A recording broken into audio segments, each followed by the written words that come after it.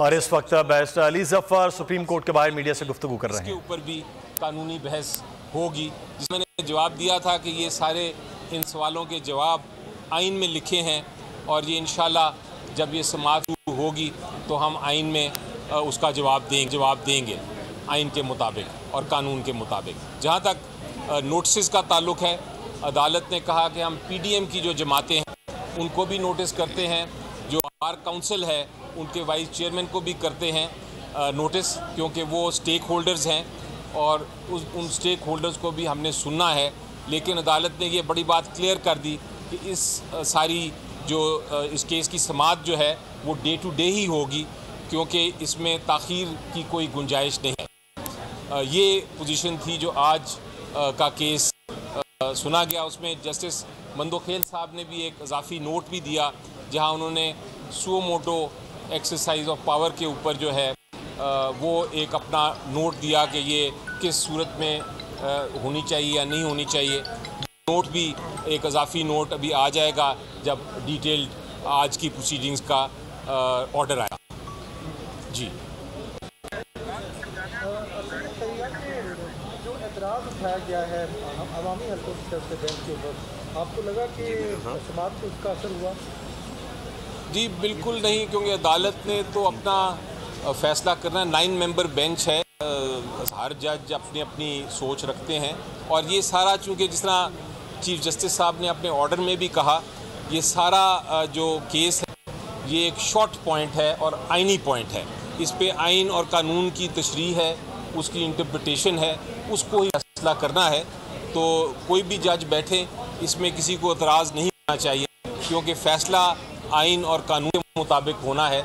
आइन में आर्टिकल 224 मेरी नज़र में बहुत ही वाज़ेह है, बहुत ही क्लियर है। वो कहता है कि इलेक्शन को 90 दिन में होना है। अब अगर इलेक्शन अनाउंस किसने करना है, उसका ऐलान किसने करना है, सिर्फ ये सवाल है। और अगर ये तो हो नहीं सकता कि कोई ऐलान ना करे और 10 साल तक आप एड हॉक बेसिस एक केयर टेकर गवर्नमेंट को चलाएं और इलेक्शन ना कराएं, तो किसी ना किसी को तो ऐलान करना है और अदालत ने यही फैसला करना है कि किसने ऐलान करना है इस इलेक्शन की डेट का। हुकूमती वज़रात जो बयान दे रहे हैं कि बाज़ जजेस हैं उनको हमारे केसेस से होना चाहिए, तो क्या आप समझते हो कि ये फैसले में जो शामिल है बेंच में तनाज़ा हो जाएगा? जी देखिए, कोई मुतनाज़ा नहीं होता। सबसे पहले अहम चीज़ तो ये है कि ये किसी जमात का केस नहीं, ये अवाम का केस है, क्योंकि अवाम ने इलेक्शन में जाना है। और अगर कोई जमात भागना चाहती है इलेक्शन से तो वो मौक़िफ़ अपना पेश कर दें, उनके पास अपॉर्चुनिटी है और वो इसको डिले करने की कोशिश तो कर रहे हैं और स्टेटमेंट्स दे रहे हैं, लेकिन आके अदालत में ब्लैक एंड वाइट दे दें पब्लिक के सामने, ताकि पब्लिक को पता चल जाए कि इलेक्शन से कौन भाग रहा है और कौन नहीं भाग रहा। जहाँ तक इतराज़ है किसी जज के ख़िलाफ़, वो इतराज़ात होते रहते हैं, ऐसी कोई नई बात नहीं है।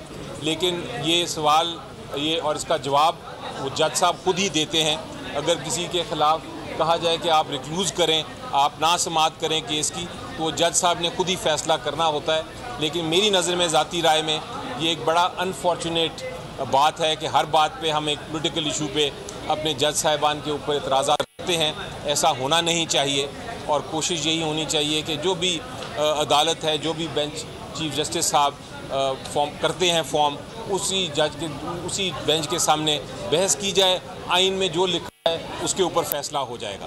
बैरिस्टर साहब ये बताइएगा कि अगर ये 25-30 दिन केस चला और उसके बाद फिर 3 महीने का टाइम इलेक्शन कमीशन को भी चाहिए, तैयारियां करनी, उन्होंने पेपर्स प्रिंट करने, शेड्यूल जारी करना, अगर 3 महीने में ये इलेक्शन नहीं होते तो फिर आइन की खिलाफ वर्जी नहीं होती दोबारा? जी देखिए, एक चीज़ तो मैं आपको क्लियर कर दूँ, इनका सवाल ये है कि 25 दिन केस चलेगा। मेरी नज़र में ये केस 25 दिन नहीं चलेगा। मेरी नज़र में ये केस में शॉर्ट पॉइंट्स इन्वॉल्व हैं और अदालत ने खुद रेगुलेट करना होता है, लेकिन मुझे नहीं लगता कि हफ्ते से ज़्यादा ये केस चलेगा। Thank you. आप दोनों में एक अहम सवाल है जी, आप दोनों के मामले में आप कौंसल हैं, राइट? मुझे बताइएगा कि इसकी तारीख क्या बनती है दोनों के? जी देखिए, 90 दिन जो हैं हमारे मुताबिक पंजाब अली जफर इस वक्त सुप्रीम कोर्ट के बाहर आज की समाअत के बाद गुफ्तगू कर रहे हैं और दूसरी जानिब आप मंजर देख रहे हैं पेशावर से जेल भरो तहरीक के लिए पाकिस्तान तहरीक इंसाफ के